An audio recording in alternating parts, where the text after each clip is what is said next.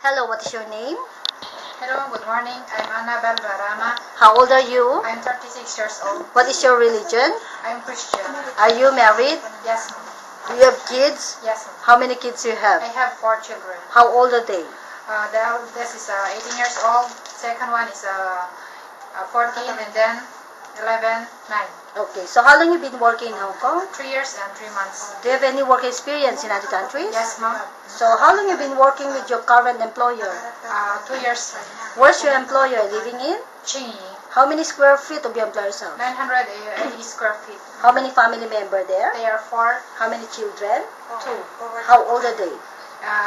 16 and 14. Okay, so would you please describe your daily working schedule? What time you wake up in the morning?